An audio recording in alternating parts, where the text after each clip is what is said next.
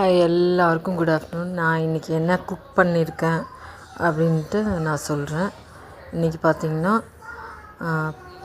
சுட சுட white rice, அதுக்கப்புறம் பாலக்கீரை குழம்பு,